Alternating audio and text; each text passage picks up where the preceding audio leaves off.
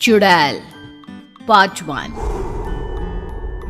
ऊंची ऊंची पहाड़ियों और घने जंगल से घिरा हुआ भैरवगढ़ गांव काली पहाड़ी के ठीक पीछे था। काली पहाड़ी यानी मौत का घर। भैरवगढ़ गांव तक पहुंचने का रास्ता बेहद दुर्गम था।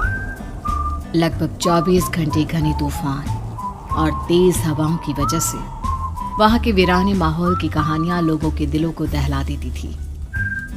ऐसे बहुत कम लोग थे जो भैरवगढ़ गांव तक जाने की हिम्मत करते थे। लोगों का कहना था कि इस गांव के आसपास बुरी आत्माओं का साया मंडराता है। गांव के रहने वाले लोगों ने वैसे तो अपनी आंखों से किसी बुरी आत्मा या साये को नहीं देखा था, लेकिन गांव का बच्चा बच्चा इस बात को महसूस कर सकता था कि गांव के ऊपर कोई तो खौफनाक साया मंडरा रहा है। और उसकी वजह ये थी कि उस गांव में जैसे ही कोई लड़का 18 साल का होता, उसके 18वें जन्मदिन की रात ठीक 12 बजे अकस्मात उसकी मौत हो जाती। हर बार ये मौतें बड़े ही रहस्यमयी ढंग से होती और इस बार सरपंच सुमेर के बेटे को 18 साल होने में अब बस 15 दिन बाकी थे। अजी सुनते हैं, हमारा बेटा भी कुछ दिन बाद 18 साल का हो जाएगा। कहीं वो डायन उसे भी खा गई तो? कैसी बातें कर रही हो? जब वो इस गांव में ही नहीं है तो कोई भी डायन या बुरा साया उसका कैसे कुछ बिगाड़ सकता है? उसे कुछ नहीं होगा। हाँ जानती हूँ, आपने उसे पढ़ाई के बहाने इस गांव से बाहर निकाल शहर भेज दिया है, लेकिन ये भी तो सच है ना कि वो बार बार यहाँ आने की जिद करता रहता है। वो चाहे कितनी भी जिद कर ले जानकी, पर मैं उसे इस गांव में कभी वापस नहीं आने दूंगा। मैं नहीं चाहता कि गांव के दूसरे लड़कों की तरह मेरे बेटे की भी अजीबोगरीब ढंग से मौत हो जाए। कभी कभी तो लगता है कि हम सब गांव वालों को हिम्मत करके अपने गांव को इस बुरी आत्मा से छुड़वा लेना चाहिए। लेकिन कौन जानता है आखिर वो खतरनाक साया किसका है? वो काली आत्मा कौन है जो रातों रात हमारे गांव के लड़कों को निगल जाती है? सुमेर और जानकी जब ये सारी बातें कर रहे थे तब रात के लगभग 10 बज चुके थे और हर रात की तरह भैरवगढ़ गांव एक भयानक काले तूफान की आगोश में था। बाहर चल रही तेज हवाएं और बारिश के बीच कभी कभी ऐसा लगता जैसे कोई बुरी तरह से चीख रहा है।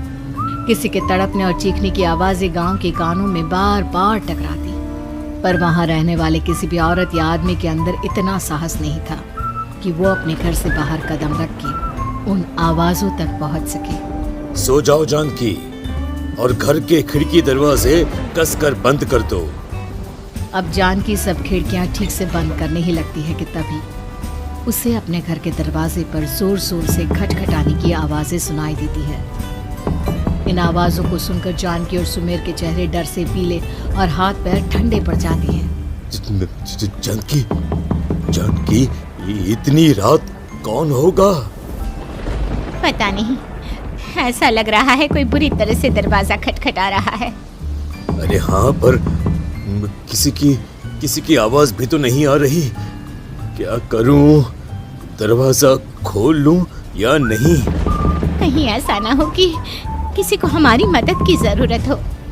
लड़खड़ाते कदमों से सुमेर दरवाजे के करीब जाता है और अपने कान को दरवाजे पर रख धीरे से आवाज देते हुए पूछता है, कौन? कौन है? कौन है वहाँ? तभी एक बेहद डराने वाली आवाज उसके कानों से टकराती है। दरवाजा खोलो, दरवाजा खोलो, वरना आज की रात इस गांव में कोई जिंदा नहीं बचेगा। मैं जानती हूँ तुम्हारा बेटा 18 साल का होने वाला है। अगर उसकी जान की जरा भी परवाह है तो दरवाजा खोल दो। इस आवाज को सुनते ही सुमेर घबरा कर पीछे हट जाता है और जानकी को पूरी बात बताता है। कहीं वो डायन हमारे घर तक तो नहीं पहुंच गई? अब हम क्या करेंगे? मुझे दरवाजा खोलना ही होगा जानकी। मेरे पास अब कोई रास्ता नहीं है। इतना कहकर सुमेर डर से अपनी दोनों आंखें कसकर बंद करता है और कांपते हाथों के साथ झटके से दरवाजा खोल देता है। तभी किसी के जोर से हंसने की आवाज सुमेर और जानकी को सुनाई देती है। उस आवाज को सुन दोनों दरवाजे की तरफ देखते हैं और सामने अपने बेटे राहुल को खड़ा देख दंग रह जाते हैं। राहुल के हाथ में उसका मोबाइल होता है जिसमें से वो आवाज बज रही थी। ये क्या मजाक है? और तू यहाँ, तुझे मना किया था ना गांव में आने को, समझ में नहीं आता क्या? 18 साल का होने वाला है तू। माँ, आप लोग भी पता नहीं किन अंधविश्वास भरी बातों पर भरोसा करते हैं।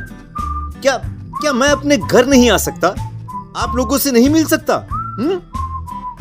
देख बेटा, हमने तुझे किसी वजह से ही इस गांव से दूर रखा था और यहाँ आकर तूने अच्छा नहीं किया।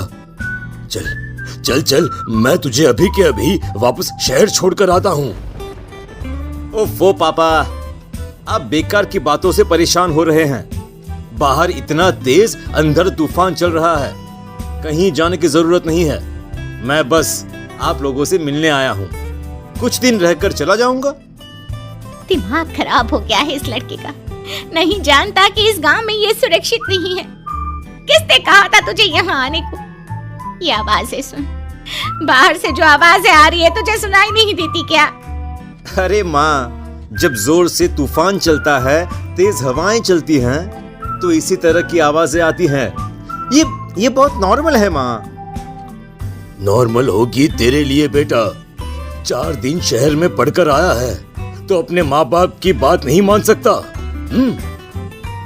माँ, मुझे अभी बहुत जोरों से भूख लगी है, पहले कुछ खिला दो, और रात भी बहुत हो गई है। हम इस बारे में कल बात करते हैं, ठीक है? राहुल के वापस आ जाने से जानकी और सुमेर की आंखों की नींद उड़ गई थी। खाना खाने के बाद राहुल तो अपने बिस्तर पर जाकर सो गया, लेकिन जानकी और सुमेर पूरी रात उसके कमरे के बाहर पहरेदारी करते रहे। उन्हें पल पल इसी बात का डर था कि कहीं उनके बेटे को कुछ हो ना जाए। रात बीतती है, सुबह का सूरज निकलता है। अब जैसे ही वो राहुल को नींद से जागते देखते हैं तो उन दोनों के दिल को सुकून मिलता है। अरे माँ, पापा, आप अभी तक यहीं बैठे हैं? क्या पूरी रात सोए नहीं? जिनके जवान बेटे की जान को खतरा हो, उन माँ बाप को नींद नहीं आती बेटा। अब तो वापस शहर चला जा। देखो माँ, मैं किसी जरूरी काम से इस गांव में आया हूँ, और वो काम पूरा होने के बाद मैं खुद यहाँ से चला जाऊंगा। काम? गांव में तेरा क्या काम है? पापा, मैं बचपन से ही इस गांव के बारे में बेहद डरावने किस्से सुनते आया हूँ, इसीलिए अब मैं उन्हीं किस्सों के ऊपर डॉक्यूमेंट्री फिल्म बनाऊंगा। रिसर्च करना चाहता हूँ कि आखिर सच्चाई है क्या। हे भगवान, लो जी, सुन लिया, और भेजो इसे पढ़ने के लिए शहर। मैंने आपसे पहले ही कहा था, मेरी बहन के पास दूसरे गांव भेज दो। ना ये शहर जाता और ना उल जुलूल की बात इसके दिमाग में आती। जानकी और सुमेर राहुल को समझाने की बहुत कोशिश करते हैं, पर वो किसी की बात नहीं सुनता और अपना कैमरा लेकर गांव की पास वाली काली पहाड़ी की तरफ निकल जाता है। अब राहुल जैसे ही काली पहाड़ी पर पहुंचता है, उसकी नजर पहाड़ी के ठीक बीचों बीच बनी एक पुरानी झोपड़ी पर पड़ती है। यहाँ भी कोई रहता है क्या? ये इंटरेस्टिंग होगा। राहुल की आवाज पहाड़ों से टकराकर उसके कानों में सुनाई दे रही थी। उसने चारों तरफ का नजारा देखकर वहां की तस्वीरें अपने कैमरे में उतारना शुरू कर दिया। तभी अचानक राहुल ने अपने कैमरे में खींची हुई तस्वीर को जूम करके देखा और उसमें उसे जो नजर आया वो देखकर राहुल के होश उड़ गए। क्या सचमुच उस गांव के ऊपर किसी बुरी आत्मा का साया था? क्या राहुल की जान बच पाएगी? क्या देखा था राहुल ने उस फोटो में जिसे देखकर वो दंग रह गया? इन सवालों के जवाब जानने के लिए देखिए इस कहानी का अगला भाग।